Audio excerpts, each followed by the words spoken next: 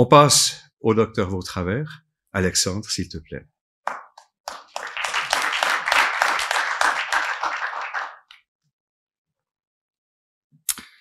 Voilà, merci beaucoup pour l'opportunité de vous parler un peu de géopolitique. Ce sera, après ce qui vient d'être dit, peut-être l'échelon supérieur ou la vision dans le prochain compartiment du terrain, vers quoi nous dirigeons-nous. Et quand on parle de géopolitique, bien sûr, on parle de géographie. Il y a un certain nombre d'invariants, mais il y a surtout quelque chose que l'on ignore, et peut-être dans certaines présentations ce matin, on aurait pu insister là-dessus. C'est toute la dimension économique, et on a un certain nombre d'indicateurs qui nous permettent quand même de voir dans les prochaines 5 ans, 10 ans, 15 ans, vers quelle tendance nous nous dirigeons. Et puis bien sûr, il y a un certain nombre de facteurs politiques ou de motivation idéologique, dogmatique, etc. Donc là aussi, je pense qu'il y a un certain nombre d'éléments qui peuvent vous être apportés pour compléter ces discussions. Vous connaissez la fameuse phrase de John Maynard Keynes sur le long terme. L'économiste qui a beaucoup théorisé a posteriori, attention, a posteriori sur la crise de 1929. Il a eu cette phrase célèbre, vous savez, sur le long terme, on sera tous morts. Je ne vais pas vous parler de Charles Léopard. Je remercie les organisateurs de m'avoir demandé de parler d'un tout autre sujet que de l'Ukraine ou de la pénurie d'énergie, mais j'ai beaucoup apprécié ce qui a été dit ce matin. Je me dois bien sûr de vous présenter ce disclaimer ou ce warning. Je m'adresse à vous en mon nom personnel et je revendique toutes les erreurs qui seront commises, mais ce n'est pas l'État de Genève ou quelconque institution qui vous parle en ce moment. Je vous ai parlé de tendances, et ces tendances fortes, on peut les résumer de cette manière-là. On change de cycle. On change de cycle, pas de vélo, pas de la roue avant du vélo. On change de cycle. C'est-à-dire qu'il y a un cycle qui a débuté au moment, si on veut utiliser cette analogie, un cycle qui a débuté avec la chute du mur de Berlin, avec les dividendes de l'appel. Brigadier Reichen l'a évoqué tout à l'heure. Peu importe finalement où on place le curseur, mais il y a un cycle qui a débuté dans ces années, fin des années 1980, début des années 1990. On peut parler de cycle libéral, de cycle de globalisation. Il y a toute une série de manières de le présenter. On a parlé de end of history, la fin de l'histoire.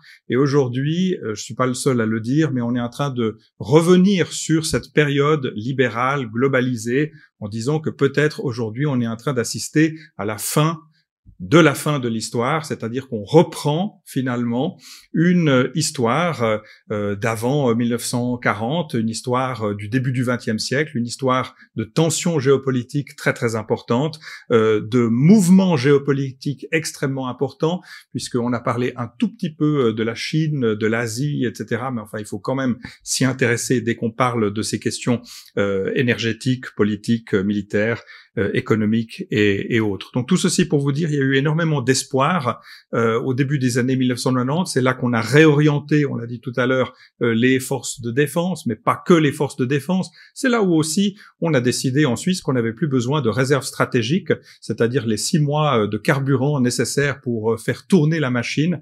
Eh bien, c'est plus nécessaire. Donc on n'a plus obligé un certain nombre d'entreprises, de fournisseurs de prestations privées de conserver ces réserves. On les a vendues. On a fait d'ailleurs dans les années 94-98 un certain bénéfice économique grâce à cela. Et puis on n'a jamais pris la peine de reconstituer ces réserves. Donc aujourd'hui, si j'ose dire, quand on pilote la situation de pénurie possible d'électricité, on en est lié à beaucoup de goodwill de la part de ces entreprises, parce qu'en réalité, il n'y a absolument rien dans les contrats qui dit que tel distributeur doit assurer, doit garantir ces prestations. Dans ce même temps, il ne faut pas imaginer que les années 1990 ont été des années extraordinaires, fabuleuses, riches et exceptionnelles. Il y a eu beaucoup de mécontents de la globalisation. Il y a eu aussi des interventions militaires de nouveaux types. On a suffisamment critiqué à l'époque certains pays pour être les soi-disant gendarmes du monde. Encore une fois, aujourd'hui, on est en train de revenir sur toutes ces notions. Alors, qu'est-ce que l'économie, qu'est-ce que l'histoire de l'économie peut nous apprendre, peut nous enseigner? Je vais me limiter à 3 points très très rapides, mais qui, à mon avis, sont pertinents dans la discussion d'aujourd'hui. Le premier, c'est la crise de 1929, c'est-à-dire, je sais jamais, jeudi, le 29 octobre 1929, qu'est-ce qui s'est passé à ce moment-là? Eh bien, ça a été une découverte pour les économistes qui ne croyaient pas qu'une crise économique soit possible, qui critiquaient même la notion de crise. On n'acceptait pas, quand on était un économiste libéral à l'époque, qu'il y ait une crise économique. Et en réalité, c'était juste une question de rééquilibrage entre l'offre et la demande. Qu'est-ce qu'on a appris en 1929 alors que l'on a essayé à peu près toutes les politiques possibles et imaginables? On a donné de l'argent, on a repris de l'argent, on a limité l'argent, on a réduit la masse monétaire, on a essayé à peu près tout au cours des années 1930. Je suis pas là pour vous dire que c'est le réarmement qui nous a fait sortir de la crise de 1929, mais je suis là pour vous dire qu'on a appris une chose absolument nouvelle, c'est qu'on ne peut plus fonctionner en silo. Et ça, c'est peut-être quelque chose sur lequel on pourra revenir. Donc, d'imaginer que la finance, c'est un deus ex machina et que ça n'a aucune répercussion sur l'économie réelle, eh ben, c'est pas tout à fait vrai. D'imaginer que l'économie réelle, ça n'a aucune répercussion sur la situation sociale de la population, ben, depuis la crise de 1929, on sait que c'est pas tout à fait vrai. Et puis d'imaginer que la situation sociale et le pouvoir d'achat n'ont aucun impact sur les décisions et les majorités politiques et les élections, eh bien, on sait aussi depuis l'élection d'Adolf Hitler que c'est pas tout à fait comme ça que ça se passe. Donc ça, c'est le premier apprentissage, la première leçon, c'est que finalement, il y a une interpénétration de tous ces facteurs, tous ces différents facteurs. Et il faut pas commencer à regarder le cyber ou l'énergie ou le domaine militaire totalement à l'exclusion de tous les autres. En fait, on a besoin les uns des autres. C'est le premier facteur d'interdépendance. Deuxièmement, l'interdépendance, ça vient d'où ce terme?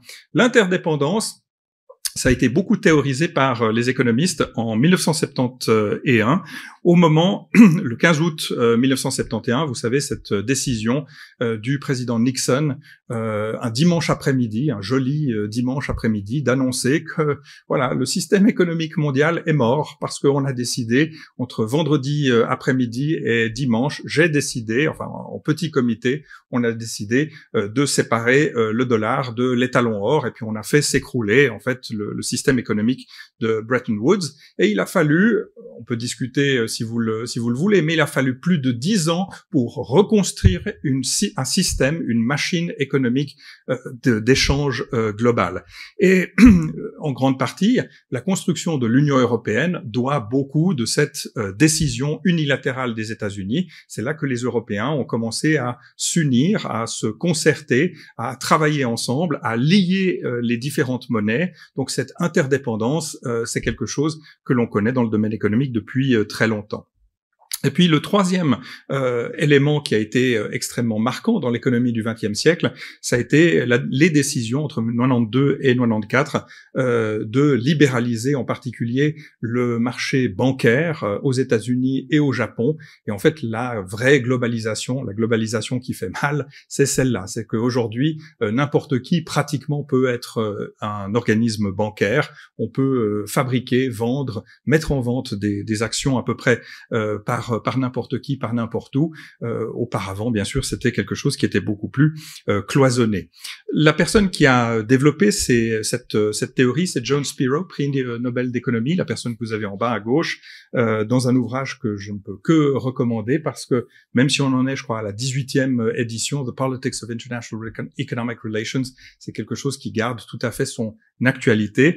John Spiro a beaucoup théorisé sur le choc pétrolier, les deux crises pétrolières, en disant, faites attention, hein, quand vous avez des masses d'argent immenses qui se déplacent, en l'occurrence d'Europe et des États-Unis, donc les pays de l'OCDE, en direction des pays du Golfe, qu'est-ce que vous produisez? Ben, en fait, vous produisez des guerres. C'est ça la notion, ou c'est ça le lien que l'on peut faire entre économie et sécurité. Et effectivement, ce choc pétrolier a été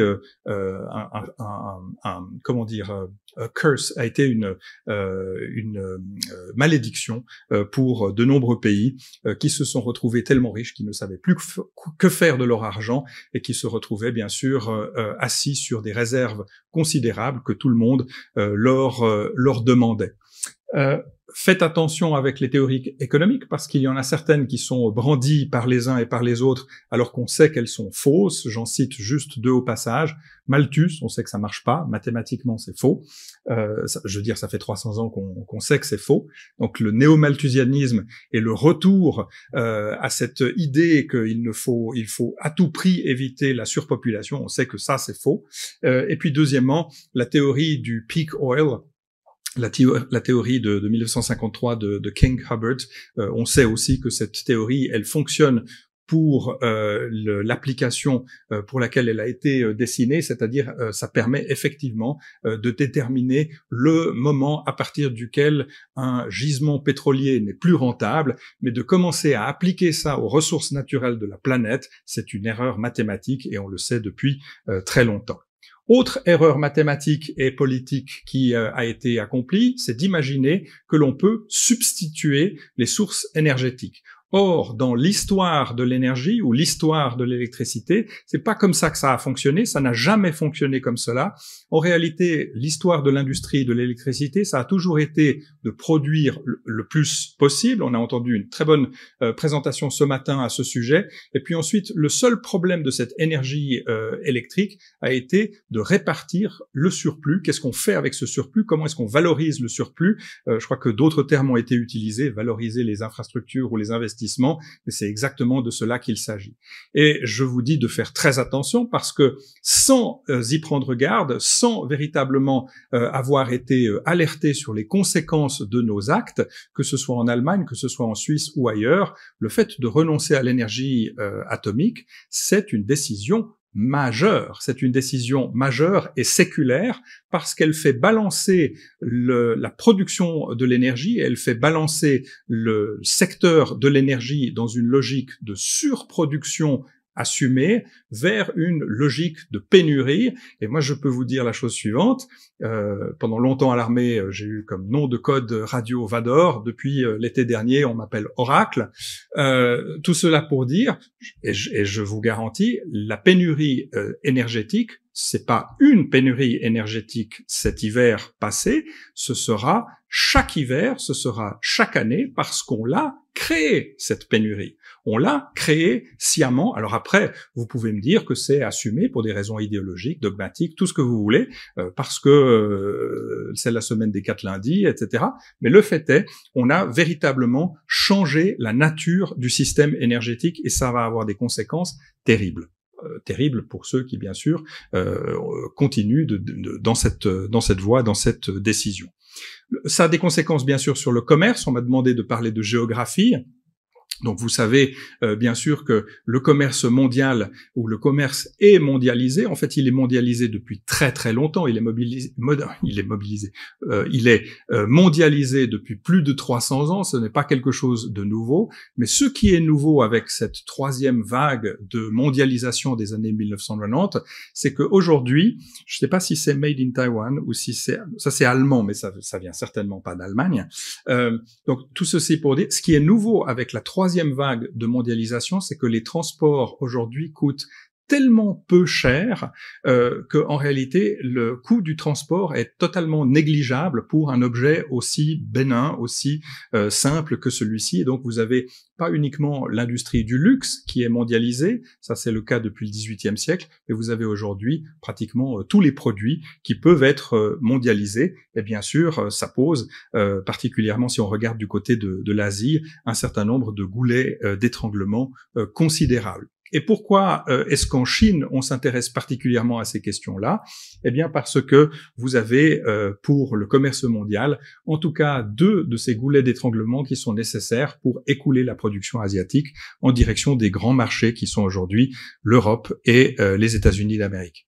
À quoi est-ce qu'il faut s'attendre ces prochaines années? Vous voyez ici l'évolution. Alors je montre ce type de graphique depuis très très longtemps, mais ce qui est nouveau, c'est que ici, on ne peut plus tout à fait mentir ou faire mentir les statistiques. malheureusement, il y a de plus en plus de conflits et il y a fort à parier qu'il va y avoir, surtout en raison du morcellement des États, de plus en plus de ces conflits. Alors seront-ils hybrides ou bien est-ce que dans 2 ans on trouvera un autre mot plus sympathique que le mot hybride, peu importe, mais enfin vous voyez que les conflits à travers le monde, ça reste quelque chose de non seulement élevé, mais en accroissement. Et puis je rappelle quelque chose d'important, 30% des conflits à travers le monde ont plus de 30 ans, donc c'est très facile de débuter un conflit, mais maintenant de devoir gérer et remettre le couvercle sur un conflit lorsque les gens ne savent même plus aujourd'hui pourquoi ils se battent, parce que c'est 2 ou 3 générations plus tôt que les événements se sont produits, vous avez compris que ça va être très compliqué.